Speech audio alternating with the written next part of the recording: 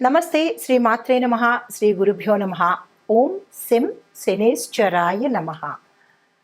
2025 జనవరి 13 నుంచి మరలా 2027 వరకు, అందులో భాగంగా జూన్ నెలలో ఎండింగ్ వరకు, అంటే 2025 జూన్ వరకు గ్రహాలలో అత్యంత మహిమాన్వితుడు, అందరూ భయపడేవారు, అందరికీ కర్మకారకుడు, మీకు అర్థమయ్యే ఉంటుంది కదా, శని భగవానుడు అనమాట.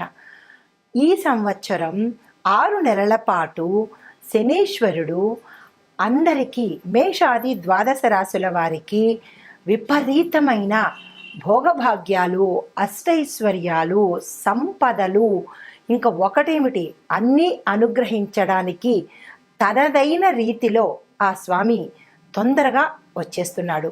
అయితే శని భగవానుడి గురించి మనం చెప్పుకోవడానికి ముందు, అంటే ఆయన ఏమేమి ఇస్తున్నాడు, ఎట్లాంటి సంతోషాలని, ఐశ్వర్యాలని ఇస్తున్నాడు అని చెప్పుకునే దాని ముందు ఆ స్వామి గురించి ఒక చిన్న 2 మాటలు మాట్లాడుకుంటే ఆ స్వామి సంతోషంతో పాటు మరిన్ని ఫలితాలు ఇస్తాడు. అయితే అందరూ శనీశ్వరుని చూడంగానే భయంతోనూ వణికిపోతుంటారు. దానికి ముందుగా ఒక చిన్న శ్లోకంతో ప్రారంభిస్తాను. నీలాంజన సమాభాసం రవిపుత్రం యమాగ్రజం ఛాయామార్తాండ సంభూతం తం నమామి శనేశ్వరం. ఆ స్వామిని ఎంతగా తలుచుకుంటే అంత పొంగిపోయి వరాల జల్లు కురిపిస్తాడండి. కానీ అందరూ భయపడిపోతూ ఉంటారు.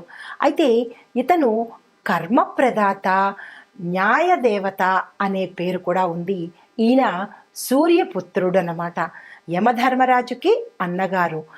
సూర్యపుత్రులు ఇద్దరు కూడా, యముడు శనేశ్వరుడు కూడా ఇద్దరు న్యాయదేవతలు.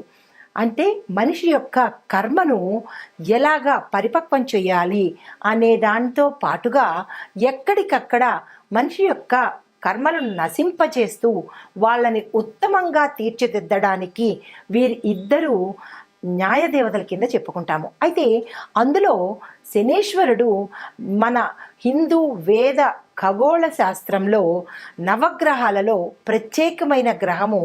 ఆయనకి రాజమకుటం కూడా ఉంటుందన్నమాట. మీరు పరిశీలించినట్టయితే మిగతా గ్రహాలన్నీ సింగిల్గా ఉంటాయి, ఈయనకి ఒక ఒక చక్రం కూడా ఉంటుందన్నమాట. అయితే ఈయనకి మందగమనుడు అనే పేరు ఉంటుంది. మందగమనుడు అంటే స్లోగా నడిచేవాడు అన్నమాట. అయితే ఈ శనేశ్వరుడు అత్యంత, ఆయనకి ఇష్టమైన వస్తువులు నువ్వులకు సంబంధించినవి, నలుపు అంటే తిండికి సంబంధించినవి, నువ్వులకు సంబంధించినవి, తరువాత నువ్వుల నూనె, ఇలాంటి వస్తువులు. బట్టలకు సంబంధించి, అంటే వస్త్రాలకు సంబంధించి చూసినట్టయితే నల్లటి వస్త్రాలు, నీలం వస్త్రాలు అవి ఇష్టమైనవి. ఇంకా లోహాల గురించి చూసినట్టయితే ఇనుము అత్యంత ప్రీతికరమైనది. ఆ తరువాత శుచి శుభ్రత లేని ప్రదేశాలంటే ఆ స్వామివారికి, అంటే అశుభ్రతకు ఎక్కువగా, ఎక్కడ ఎక్కువ అశుభ్రత ఉంటుందో అక్కడ ఆ స్వామి ఉండిపోతాడంట. కాబట్టి మనం అశుభ్రతని దగ్గరికి రానివ్వద్దు. అయితే మందకుడిగా ఉండడము, నల్లని కాకి ఈయన యొక్క వాహనం అన్నమాట. అయితే సమస్త ప్రాణి కోటికి పాపకర్మల ఫలాన్ని ఎప్పటికప్పుడు అనుభవింపచేసేస్తుంటాడు. కర్మఫల ప్రదాత. దానితో పాటుగా జీవులు చేసిన తప్పులు, మన తప్పులు తెలియవు కదా, వెంటనే ప్రాయశ్చిత్తం చేసేసి ఆ తప్పును తెలుసుకునే జ్ఞానాన్ని ప్రసాదిస్తాడు ఈ మహానుభావుడు. అయితే శిక్షలు ఆయన వేసే విధానం కూడా అటు ఇటుగా ఉంటుంది. ఎవరైతే ఈయనకి ప్రీతికరమైన పనులు చేస్తూ ఉంటారో వారికి తన యొక్క శిక్షలను తగ్గిస్తూ ఉంటాడనమాట. అంటే మనం నిత్యకృత్యంగా చెప్తూ ఉంటాం, గొడ్డలతో పోయేదానికి గోటితో పోతుంది అంటూ ఉంటారు కదా. అంటే పెద్ద పెద్ద ప్రమాదాలను కూడా ఆ స్వామిని ప్రసన్నం చేసుకుని ఆయనకి ఇష్టమైన పనులు కనుక చేసినట్టయితే చిన్న చిన్న, మరి తప్పదు కదా, తప్పుకు శిక్ష ఉండాలి కదా, అలా చేస్తుంటాడనమాట. అయితే దీనితో పాటుగా ఆహ్, ఈ వీళ్ళు అంటే ఈ శనీశ్వరుడు బ్రతికి ఉండగానే మనకి గుణపాఠాలు నేర్పిస్తాడు. దానితో పాటుగా ఆయనకి ఎవ్వరి మీద కసి గాని, కోపం గాని, ఇట్లాంటి పగ, ప్రతీకారాలు ఉండవు. ఆయనకి అందరూ సమానమే. యమధర్మరాజుకి అందరూ సమానమే. గరీబైనా లేదా అమీరైనా, గొప్పవాడైనా, కోటీశ్వరుడైనా, కటికి పేదవాడైనా సరే యమధర్మరాజుకి ఎలా సమానమో ఈ శని భగవానుడికి కూడా అంతే సమానమనమాట. అయితే మనం చేసే మంచి పనుల వల్ల ఆ స్వామి కరుణించి అందలం ఎక్కిస్తాడు, ఆయుష్ని ఇస్తాడు, ఆరోగ్యాన్ని ఇస్తాడు, అందమైన రూపాన్ని ఇస్తాడు. ఆయన ఏది ఇవ్వడు చెప్పండి, అన్నీ ఇస్తాడు. కానీ మనం మసలుకునే తీరులోనే ప్రతి ఒక్కటి ఉంటుందన్నమాట. అయితే సాధారణంగా శనేశ్వరుడిని చూసి భయపడి కష్టాలు ఇస్తాడేమో, నష్టాలు చేస్తాడేమో అని ఆయన్ని భయంతో మనం ప్రార్థన చేస్తాము. ఎప్పుడైతే భయంతో ప్రార్థన చేశామో అప్పుడు మరింత ఎక్కువ అవుతుంది తప్ప తక్కువైతే అవ్వదు. ఆయన్ని ఇష్టంతో, భక్తితో కనుక ప్రార్థన చేసినట్టయితే మన కష్టాలని తగ్గిస్తూ ఉంటాడు. అంటే గ్రహాలలో శనీశ్వరుడు దండన ఇచ్చే గ్రహం అన్నమాట. అయితే ఇందులో మనకి ఈ భగవానుడు ఇచ్చే ఆయన వచ్చే ప్రతి ప్రాణిలోకి వచ్చే అవకాశాలు ఏంటి అంటే ఏలినాటి శని అంటే సాడే సతి అంటారు, 7.5 సంవత్సరాలు, అర్ధాష్టమ శని, అష్టమ శని, ఇలాగా శని మహర్దశ కాలాల్లో ఆయన ప్రతి ఒక్క మనిషి జీవితంలోనూ ప్రవేశన చేస్తూ ఉంటాడు. అలాగే నక్షత్రాలలోనూ రాసుల్లోనూ కూడా ఈయన ప్రవేశం ఉంటుందన్నమాట. అయితే మనం భయపడిపోవాల్సిన పని లేదు. ఆయన పరిహారాలతో ఆయన్ని మెప్పించి ఆయన అనుగ్రహాన్ని పొందే శక్తి మనిషికి ఉందన్నమాట. అయితే ఈ శని యొక్క ఆధిపత్యంలో ఉన్న రాసులు ఏమిటి అంటే కనుక, అంటే మిత్రస్థానాలు, శని ఆధిపత్యం వహించే రాసులు మకర, కుంభాలు. ఆయనకి మిత్ర రాసులు ఏవి అంటే కనుక మిథున, కన్య, వృషభ, తుల. ఈ 4 రాసులు మిత్ర రాసులు ఆయనకి. అయితే నక్షత్రాలు ఏవి అంటే కనుక పుష్యమి, అనురాధ, ఉత్తరాభాద్ర నక్షత్రంలో జన్మించిన వారికి కొంత వెసులుబాటు అంటే అమెండ్మెంట్స్ ఇవ్వడము, కొన్ని డిస్కౌంట్లు ఇవ్వడము చేస్తుంటాడనమాట. అయితే కష్టాలు మనిషి యొక్క అహంకారాన్ని తగ్గించి వాస్తవాన్ని, మానవత్వాన్ని తెలియచెప్పేందుకే కష్టాలు అనేవి వస్తూ ఉంటాయి. దాన్ని మరింతగా రెచ్చిపోయి కష్టం వచ్చింది కదా అని ఏదేదో చేసేస్తూ ఉంటే అవి మరింత ఉధృతమవుతాయి తప్ప తగ్గే ప్రసక్తి ఉండదనమాట. ప్రతి కష్టాన్ని నవ్వుతూ స్వీకరించి దాన్ని దాటే మార్గం చూసుకోవాలి ప్రతి ఒక్క మనిషి. అయితే ఈ అహంకారాలతో పాటు జీవిత సత్యాలను నేర్పించడమే కాకుండా దైవం యొక్క అంటే ఆధ్యాత్మికతని కూడా నేర్పిస్తాడు. వాస్తవాన్ని కళ్ళకు కట్టినట్టుగా చెప్తాడనమాట. అయితే ఈ శని యొక్క జీవిత గమనాన్ని బట్టి స్థిరాస్తులు ఏర్పరచుకోవడం చూసారా, మనం ఆస్తులు సంపాదించుకున్నాము అంటే దాని అర్థము శని భగవానుడి యొక్క అనుగ్రహం అనమాట. ఆ కోటీశ్వరులైనా లేదా అంటే ఎక్కువగా ధనాన్ని సంపాదించిన వాళ్ళైనా వారి స్వయం శక్తి కాదు, శని భగవానుడి యొక్క అనుగ్రహం వల్లే.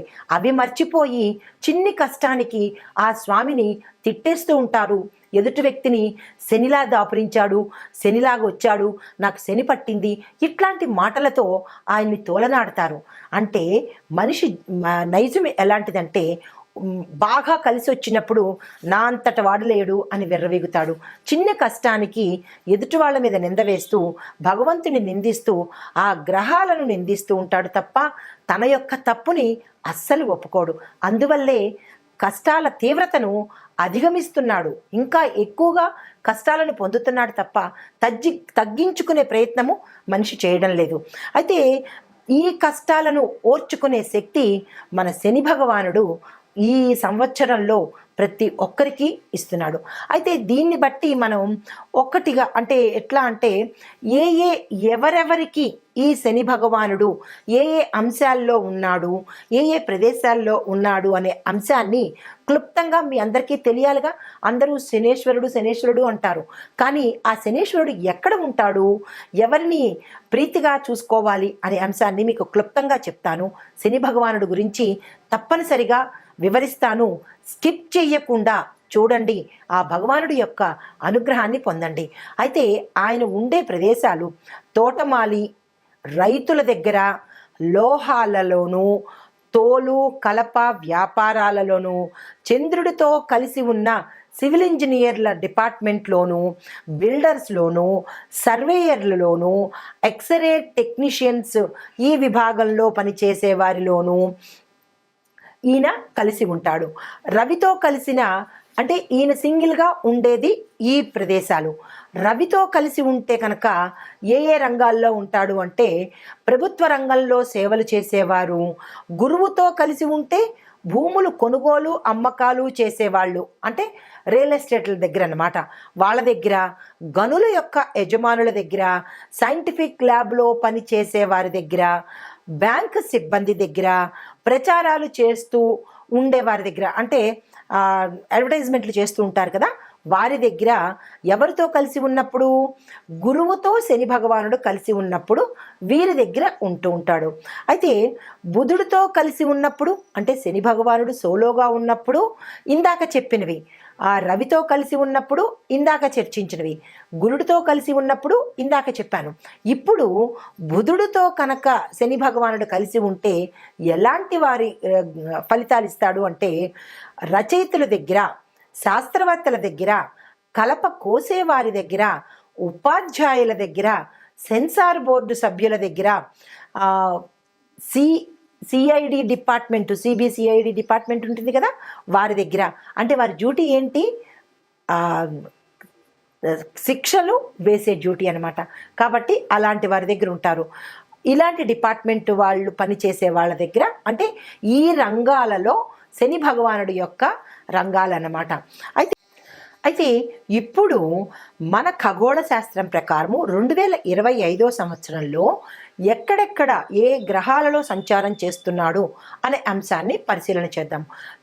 శనీశ్వరుడు తన ప్రభావాన్ని ప్రస్తుతము కుంభరాశిలో సంచరిస్తున్నాడు. అయితే ఈ సంవత్సరం శనీశ్వరుడు తన రాశిని మార్చుకోబోతున్నాడు. ఈ శని సంచారము కుంభరాశిలో ముగిసిపోయిన తర్వాత ఆ రాశి మీద ప్రభావంతో పాటు కుంభరాశికి ఏలినాటి శని అంటాం కదా, సాడేశతి ప్రభావము ఎంతకాలం ఉంటుంది అనే అంశాన్ని మనం ఇప్పుడు తెలుసుకుందాము.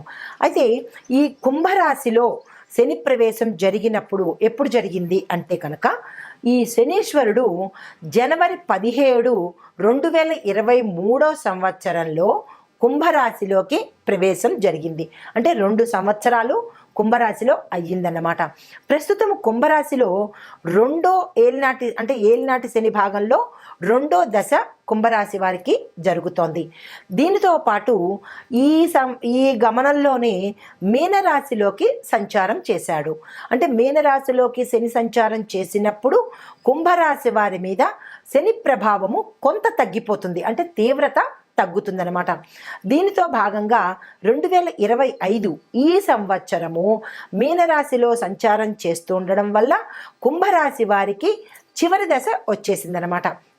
అంటే కుంభరాశి వారికి ఆఖరి దశ, మీనరాశి వారికి ప్రారంభ దశలోనూ శనీశ్వరుడు సంచారం మొదలుపెట్టాడు. అయితే ఇది ఎప్పటి వరకు ఉంటుంది అంటే కనుక జూన్ 3వ తారీఖు 2027 సంవత్సరం వరకు మీనరాశి వారికి ఏలినాటి శని ప్రభావము ప్రథమ దశలో ఉంటుందన్నమాట. క్లియర్గా అర్థమైంది కదా. అయితే తరువాత ఈ కారణంగా, అంటే ఈ పరిభ్రమణ కారణంగా ఒక రాశి చక్రం పూర్తి కావడానికి, అంటే మేషం నుంచి మీనం వరకు రాశి చక్రం పూర్తి అవ్వడానికి స్వామికి 30 సంవత్సరాలు పడుతుందన్నమాట. ఈ శని యొక్క సాడే సతి చాలా బాధాకరమైనది. ఈ రాశి అంటే ఈ శని గ్రహము 12వ స్థానంలో ఈయన కనుక ఉంటే కనుక విపరీతమైన పరిణామాలు కలగజేస్తుంది, అంటే ప్రభావితం ఎక్కువగా ఉంటుంది. అయితే మీనంలో సంచరించినప్పుడు మకర రాశి వారికి ఇప్పుడు అన్నమాట, మీనంలోకి వచ్చేసాడు కదా, ఇప్పుడు మకర రాశి వారికి శని దశ పూర్తిగా పోయింది. అంటే శనీశ్వరుడు ఏలినాటి శని ప్రభావం నుంచి మకర రాశిని తగ్గించేశాడు. 2వ పాయింట్, కుంభరాశి వారికి చివరి దశకి వచ్చేశారు. మీనరాశి వారికి ప్రథమ దశ ప్రారంభమైందన్నమాట. తరువాత దీనితో పాటుగా మార్చి 29, 2025 సంవత్సరము మీనరాశిలోకి ప్రయాణం చేస్తూ మేషరాశికి కూడా మొదటి దశని ఇస్తున్నాడు. అంటే చూడండి, మీనం తర్వాత చక్రంలో మళ్ళా వచ్చింది ఫస్ట్ ఏంటి, మేషరాశి. మీనం 12వ రాశి అయిపోయింది. తర్వాత దాని ఎఫెక్ట్ ఎవరికి ఉంటుంది, మళ్ళా రాశి చక్రంలో మొదటి స్థానము మేషరాశికి. అంటే మళ్ళా మేషరాశి వారికి ప్రథమ స్థానంలోకి అవ్వబోతోంది. అంటే ఈ ఎఫెక్టు మేషరాశి వారికి కూడా తగలబోతోంది అన్నమాట. ఈ మేషరాశిలో వచ్చేటప్పుడు మొదటి దశ ప్రారంభం అవుతుంది. రెండో దశ అంటే మీనరాశికి రెండో దశ, కుంభరాశికి చివరి దశ. ఇలాగా స్వామివారు అంచెలంచెలుగా ప్రయాణాన్ని సాగిస్తున్నారు. అయితే ఈ శని గ్రహము ఏ రాశిలో అయితే 8వ ఇంట 4వ ఇంట ఉన్నప్పుడు ఆ రాశి యొక్క దశ ప్రారంభము అయినట్టుగా మనం గమనించుకోవాలి. కుంభరాశిలో శనేశ్వరుడు సంచరించడం వల్ల కర్కాటక, వృశ్చిక రాశుల మీద ఆయన యొక్క దయ ప్రభావము ఏర్పడుతుంది. శని మీనంలోకి ప్రవేశించినప్పుడు సింహానికి, ధనస్సుకి వారి యొక్క ప్రభావము దయనీయంగా, అంటే దయ కలిగి ఉంటుందన్నమాట. అయితే ఇప్పుడు ఈ మనం ఇందాక చెప్పుకున్నట్టుగా ఈ ప్రభావాల నుంచి ప్రతి మనిషి, ప్రతి జీవకోటి ఎలా తప్పించుకోవాలి, ఈ దశల్లో ఆ శని భగవానుడి యొక్క తీవ్రతను ఎలా తగ్గించుకోవాలి, ఆ స్వామి యొక్క అనుగ్రహాన్ని ఎలా పొందాలి అనే అంశం కనుక ఇప్పుడు చూసినట్టయితే ఆర్థిక అంటే 3వ దశలోకి వచ్చేటప్పటికీ ఆయన, అంటే మొదటి దశ మళ్ళా చెప్తున్నాను, మొదటి దశలో ఉన్నప్పుడు కుటుంబం మీద చూపిస్తాడు. రెండో దశలో ఉన్నప్పుడు శరీర అంటే మన ఆరోగ్యం మీద చూపిస్తాడు. 3వ దశలో ఉన్నప్పుడు ఆర్థిక పరంగా చాలా జాగ్రత్తలు తీసుకుంటూ ఉండాలి. ఈ 3 దశల్లో ఎవరెవరు ఉంటున్నారు అనేది మీ జాతక పరిశీలన చేయించుకొని శని మహర్దశ ఎప్పుడు ఉంది, మనం ఏ జాగ్రత్తలు తీసుకోవాలి అనే అంశాన్ని మీ యొక్క వ్యక్తిగత జాతక పరిశీలన చేయించుకుంటే కనుక ఆ స్వామి యొక్క స్థానాలు తెలుస్తాయి, ఆ పరిహారాలు చేసుకోవచ్చు. అయితే ఇప్పుడు స్వామి యొక్క చెడు ప్రభావాలను తగ్గించడం కోసము మనం ఎవరిని పూజించాలి అంటే కనుక తప్పనిసరిగా గుర్తుపెట్టుకోండి, శివుడిని, హనుమంతుడిని తప్పనిసరిగా పూజించాలి. నేను ప్రతి ఒక్క రాశి ఫలితాలు చెప్తున్నప్పుడు పరిహారాల్లో నేను ఇదే ప్రస్తావన చేస్తాను.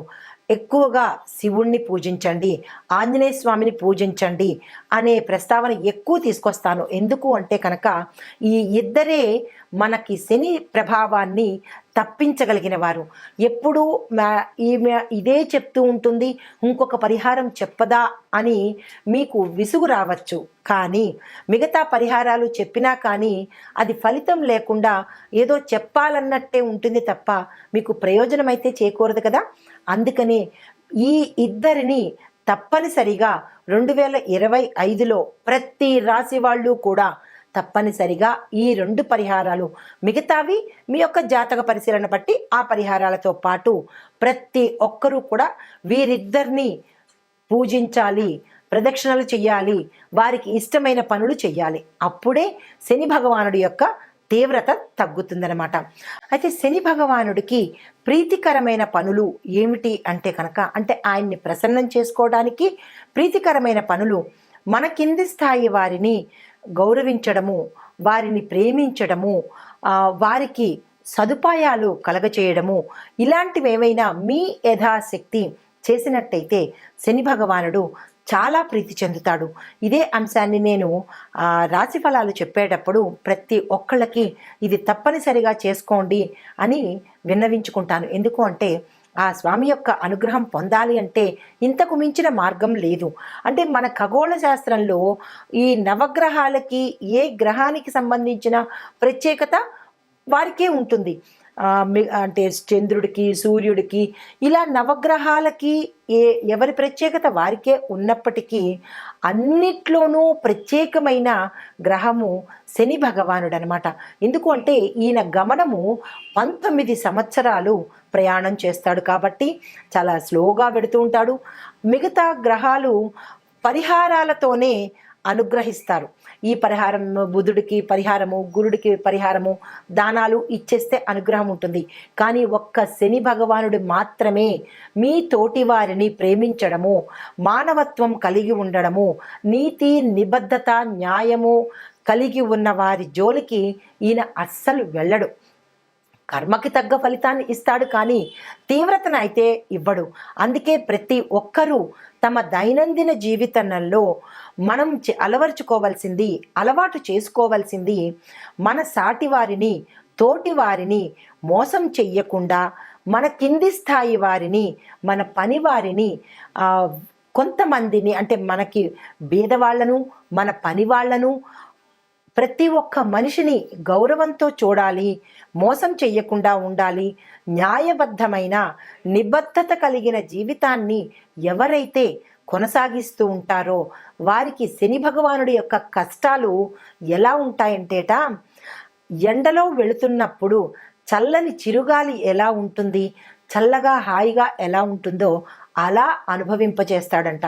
కానీ ఆయన ఎవరికి తీవ్రమైన పరిణామాలు ఇస్తాడు అంటే ఎదుటివారిని మోసం చేసేవారిని, అబద్ధాలతో కాలం గడిపేవారిని, ప్రతి ఒక్కరిని కించపరచటం కానీ, తక్కువ చేసి మాట్లాడడం కానీ, ఎదుటివారిని హేళన చేయటం కానీ, ఇలాంటి అకృత్యమైన పనులు ఎవరైతే మనిషిగా చేస్తారో వారికి తీవ్రమైన పరిణామాలు కలిగిస్తాడు. ఎందుకంటే ఆయన కర్మప్రదాత కదా. కర్మ అంటే పని, అది మంచి పని అవ్వచ్చు, చెడు పని అవ్వచ్చు.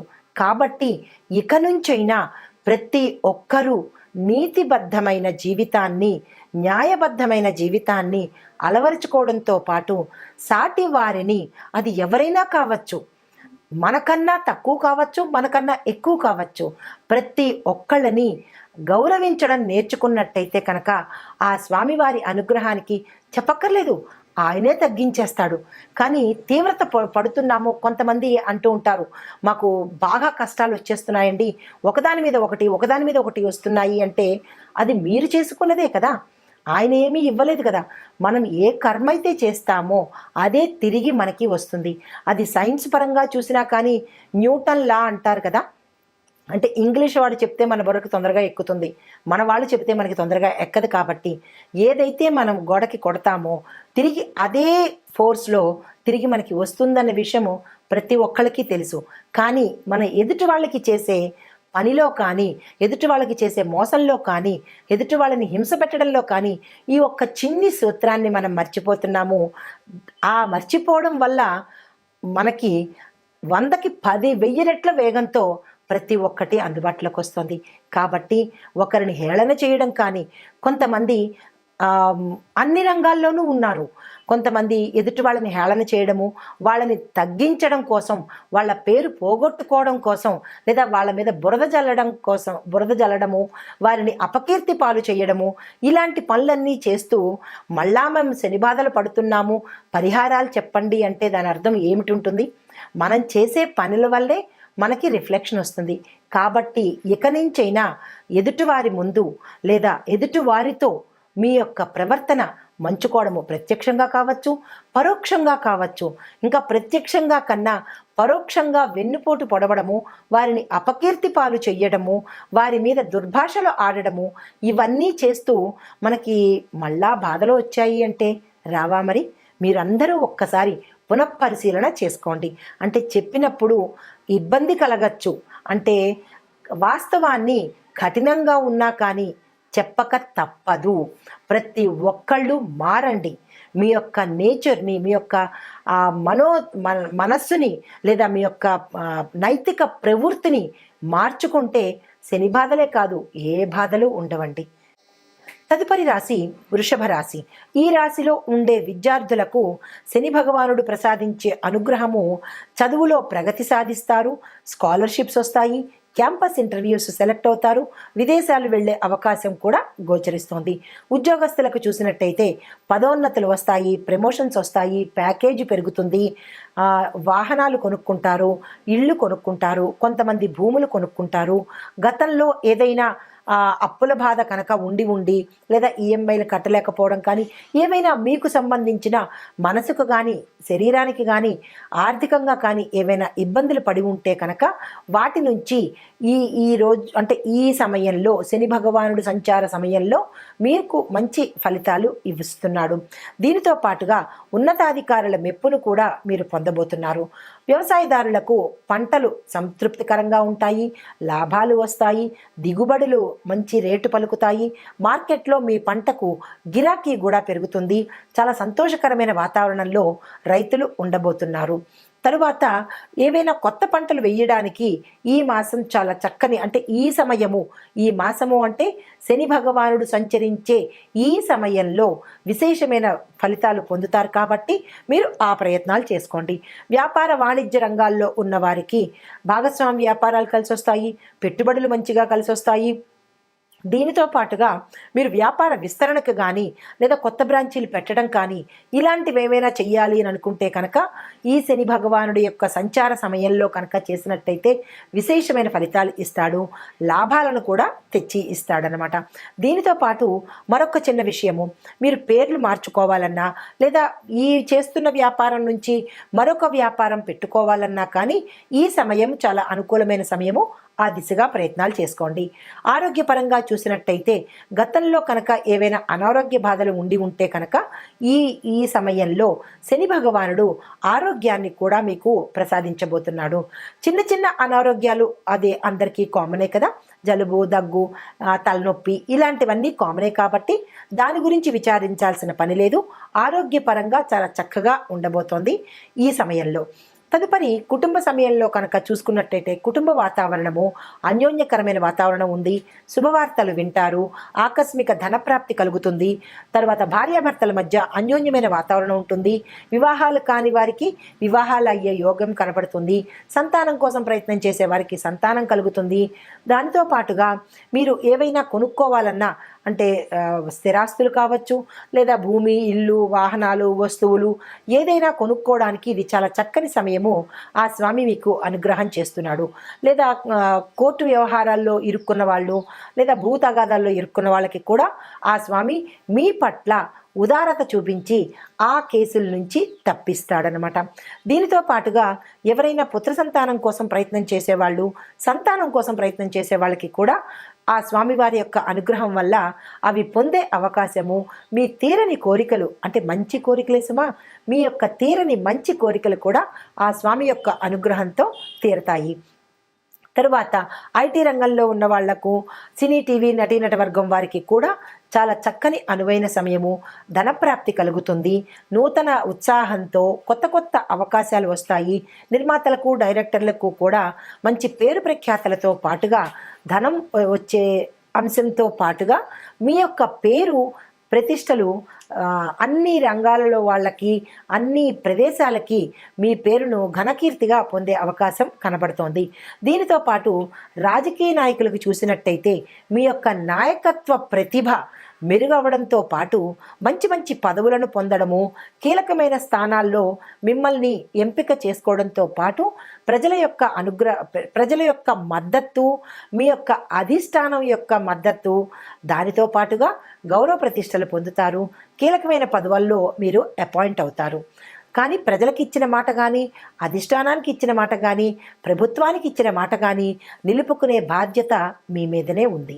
తదుపరి ఈ రాశి వాళ్లకు చెప్పదగిన పరిహారాలు: శనివారం రోజు నల్లని వస్త్రాలను దానం చేసుకోండి.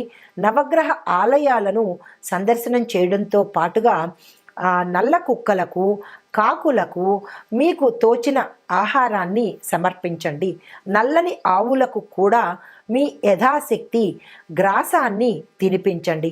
దీనితో పాటు మీ ఇంట్లో కానీ మీ చుట్టుపక్కల కానీ ఎవరైనా వృద్ధులు ఉన్నట్టయితే వారిని గౌరవించుకుని యథాశక్తి గౌరవంతో పాటు మీ యొక్క శక్తితో ప్రేమను అందివ్వండి. అది ప్రేమను మేము అందివ్వలేమో, అది చాలా కాస్ట్లీ వస్తువు అనుకుంటే కనుక అది మరి చెప్పేదేమీ లేదు. మీరు ఏదైతే ఇవ్వగలరో అది మాత్రం తప్పనిసరిగా ఇవ్వండి. తరువాత ఇంకొక చిన్న విషయం ఇక్కడ ప్రస్తావించాలి. మీరు ప్రతి ఒక్కళ్ళని అంటే ఈ రోజు నుంచి మీ యొక్క దైనందిన జీవితాన్ని, లైఫ్ స్టైల్ని, మీ యొక్క అలవాట్లను మార్చుకొని శని భగవానుడికి ప్రీతి సత్కరమైన పనులను చేస్తూ, అంటే అన్యాయము, అసత్యము, ఎదుటివారిని హింస పెట్టడము, ఎదుటివారిని తోలనాడడము, ఎదుటివారిని మానసికంగా శారీరకంగా హింస పెట్టడము, అపకీర్తి పాలు చెయ్యడము, వారి మీద బురద జల్లడము, ఇలాంటి కొన్ని రాక్షస చర్యలు మనలో ఉంటాయి. కానీ వాటిని తగ్గించుకొని వీలైతే తుంచేసి కనుక చేసినట్టయితే మీరు మీ జాతకరీత్యా అవ్వచ్చు, లేదా గ్రహరీత్యా అవ్వచ్చు, శని బాధలు కనుక పడుతున్న వాళ్ళు ఈ చిన్న చిన్నవి తొలగించుకుంటే ఆ భగవానుడు మీకు సంపూర్ణమైన అనుగ్రహాన్ని ఇవ్వబోతాడు. దీనితో పాటుగా ప్రతి శనివారము నవగ్రహ ఆలయ సందర్శనం తప్పనిసరిగా చేయండి. ఇది విధిగా పెట్టుకోండి. మీకు ఒక చిన్న మంత్రాన్ని చెబుతాను, దీన్ని తప్పనిసరిగా 108 సార్లు పలకండి, ఉచ్చరించుకోండి లేదా చదువుకోండి. దీనితో పాటుగా శనికి సంబంధించినటువంటి స్తోత్ర పారాయణాలు చేయడము, నువ్వులను దానం చేసుకోవడము, నవగ్రహ ఆలయాలలో శనేశ్వరుడికి తైలాభిషేకం చెయ్యడము, ఇలాంటి ఆ భగవానుడికి ప్రీతికరమైన పనులు చేసినట్టయితే మీకు పట్ల ఆయనకి అనుగ్రహం కలిగి మీ బాధలను తగ్గిస్తాడు. మీ కర్మను మీరే అనుభవించాలి తప్ప ఎవరో అనుభవించరు కదా. కాకపోతే వాటి తీవ్రతను మీ చేతిలోనే ఉండే ఈ చిన్ని చిన్ని పరిహారాలు చేసుకొని తగ్గించుకునే అవకాశం కనబడుతోంది. మీరు చిన్న పరిహారం చేస్తే ఆ స్వామి కొండంత అనుగ్రహం ఇస్తాడు. కాబట్టి తప్పనిసరిగా ఈ పరిహారాలు చేయించుకోండి. మరొక విశేషం ఏంటంటే, ఇవి గోచార రీత్యా చెప్పదగిన పరిహారాలే కానీ మీకు జాతక పరిశీలన చేయించుకొని అందులో ఏ స్థానంలో శని భగవానుడు ఉన్నాడు, ఆయా స్థానాల విశ్లేషణ చేయించుకున్నట్టయితే జాతక చక్రంలో స్వామివారి స్థానం ఎక్కడుంది, ఎలాంటి ఫలితాలు ఇస్తున్నాడు అనే అంశాన్ని పరిశీలించి మీ యొక్క జ్యోతిష్కులు చెప్తారు. కాబట్టి వారు చెప్పిన సూచనలను పాటించుకుని మరింత బాధ నుంచి విముక్తులయ్యే అవకాశం కనబడుతోంది. ఇప్పుడు మీకు 2 మంత్రాలు చెప్తాను. ఏది సులువుగా ఉంటుంది అది మీరు మననం చేసుకోండి. ఓం శం శనేశ్వరాయ నమః అనే మంత్రంతో పాటు మూల మంత్రం కూడా చెప్తాను. ఓం ప్రాం ప్రీం ప్రౌం సహ శనేశ్వరాయ నమః అనే ఈ మంత్రాన్ని రాసుకుని కానీ పదే పదే విని కానీ చేసినట్టయితే కనుక విశేషమైన ఫలితాలు పొందవచ్చు. ఆ స్వామి యొక్క అనుగ్రహాన్ని సంపూర్ణంగా మీ యొక్క మంచి మనసుతో, ఆయనకి భయపడి మాత్రం చెయ్యకండి. భయపడి చేస్తే ఇంకా తీవ్రత పెరుగుతుంది. భక్తితో చెయ్యండి, తొందరగా అనుగ్రహిస్తాడు. నమస్తే.